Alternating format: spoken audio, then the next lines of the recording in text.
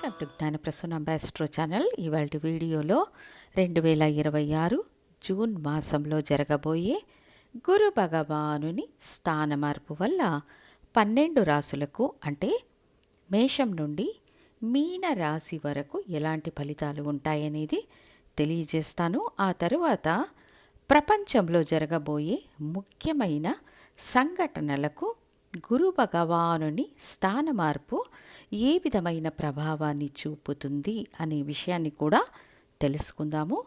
ఇక వృషభ రాశి వారికి 2026 జూన్ మాసంలో జరగబోయే గురు భగవానుని స్థాన మార్పు మిశ్రమ ఫలితాలను ఇస్తుంది. రాశికి గురువు 3వ స్థానంలో ప్రవేశిస్తారు. సాధారణంగా 3వ స్థానంలో ఉన్న గురువు అంత అనుకూలమైన ఫలితాలు ఇవ్వడని జ్యోతిష శాస్త్రం చెబుతుంది. తక్కువ దూర ప్రయాణాలు, ఇల్లు మారడం, పిల్లల స్కూల్ మార్చడం వంటి మార్పులు చేయవచ్చు. ఉద్యోగం మరియు వ్యాపారాలలో అకస్మాత్తుగా పెద్ద మార్పులు చేయకుండా చిన్న చిన్న మార్పులు అంటే ఇంటర్నల్ చేంజెస్, శాఖ మారడం లేదా బాధ్యతలు మారడం వంటివి చేయవచ్చు, జరుగుతాయి కూడా. అయితే కొత్త పనులు మొదలుపెట్టేప్పుడు 1కి 2 సార్లు ఆలోచించి నిర్ణయం తీసుకోవడం మంచిది. ముఖ్యంగా వృషభ రాశికి గురువు అష్టమ లాభస్థానాలకు అధిపతి అయ్యి 3వ స్థానమైన కర్కాటకంలో ఉచ్చ స్థితిని పొందడం వల్ల జాతకుడిపై కొంత ఒత్తిడిని కలిగిస్తుంది. కాబట్టి చిన్న చిన్న ఆరోగ్య సమస్యలను కూడా నిర్లక్ష్యం చేయకుండా జాగ్రత్త వహించడం అవశ్యం. ఇంకా 3వ స్థానం ప్రయత్నాలను సూచించే స్థానం.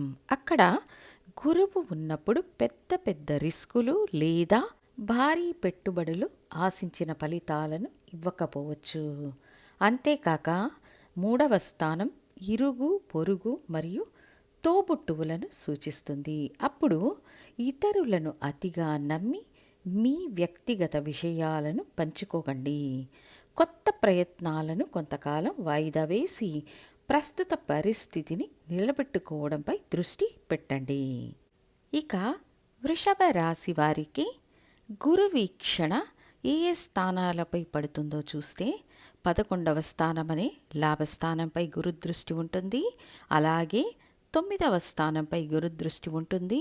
దాని తర్వాత 7వ స్థానంపై గురుదృష్టి ఉంటుంది. ఈ 7, 9, 11 స్థానాలను ప్రత్యేకంగా ఒక పాజిటివ్ నోట్స్గా తీసుకోవచ్చు. 7వ స్థానంపై గురుదృష్టి పడుతోంది. ఎవరైతే వివాహం కోసం ప్రయత్నిస్తున్నారో, ముఖ్యంగా ప్రేమ వ్యవహారాల్లో ఉండి పెళ్లి వరకు తీసుకెళ్లలేక ఎన్నో పోరాటాలను ఎదుర్కొంటున్నారో వారికి గురుదృష్టి ఆ కార్యాన్ని పూర్తి చేస్తుంది. కానీ అది అంత సులభంగా జరగదు.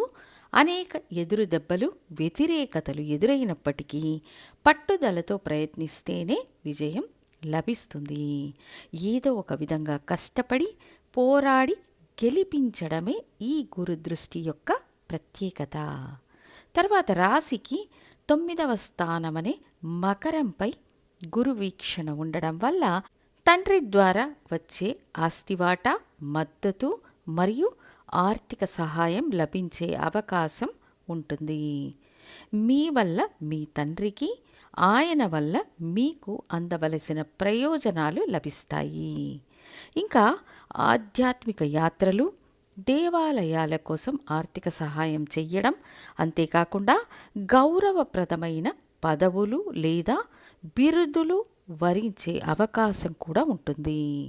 ఆ తర్వాత రాశికి 11వ స్థానం లాభస్థానంపై గురుదృష్టి ఉండడం వలన ఇప్పటికే 11వ స్థానంలో శని భగవానుడు ఉండడం వల్ల మీ వృత్తి ద్వారా వచ్చే ఆదాయానికి ఎలాంటి ఢోకా లేదు. ఇప్పుడు గురుదృష్టి కూడా తోడవ్వడం వలన ఆర్థిక పరిస్థితి స్థిరంగా కొనసాగుతుంది.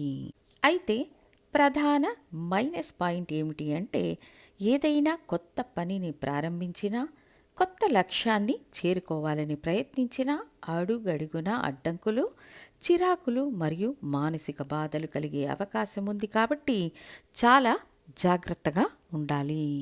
తర్వాత మీ జనన జాతకంలో గురువు శుభస్థానంలో ఉండి మీకు గురుదశ కానీ గురుభుక్తి కానీ జరుగుతుంటే మంచి ఫలితాల శాతం పెరుగుతూ పోతుంది. వ్యక్తిగత జాతకంలో గురువు అనుకూలంగా లేకపోతే గోచార ఫలితాల శాతం తగ్గుతుంది. గోచారం కేవలం 20 నుండి 30% ఫలితాలనిస్తే వ్యక్తిగత దశాభుక్తులు 70% ఫలితాలనిస్తాయనే విషయం ఎప్పటికీ మరచిపోకూడదు.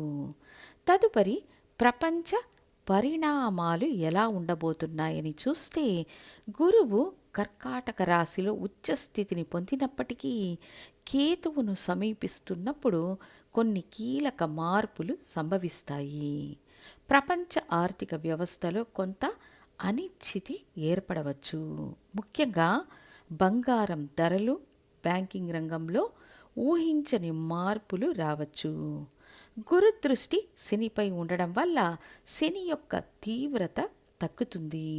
ప్రపంచ దేశాల మధ్య ఉన్న యుద్ధ వాతావరణం లేదా కఠినమైన చట్టాల్లో కొంత సానుకూల మార్పు వచ్చే అవకాశం ఉంది. ఇక రాబోయే రోజుల్లో ముఖ్యంగా మన దేశాన్ని పరిగణలోకి తీసుకుంటే గురువు యొక్క సంచారం ఏమైనా ప్రభావాలను కలిగిస్తుందా అని చూస్తే ఖచ్చితంగా కొన్ని ప్రభావాలను తీసుకురాగల పరిస్థితులు ఏర్పడతాయి.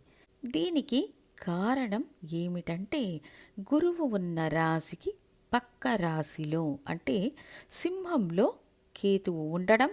ఈ గ్రహస్థితి వల్ల ముఖ్యంగా భారతదేశంలో చిన్న చిన్న ఇబ్బందులు లేదా ప్రతికూల ప్రభావాలు కనిపించే అవకాశం ఉంది.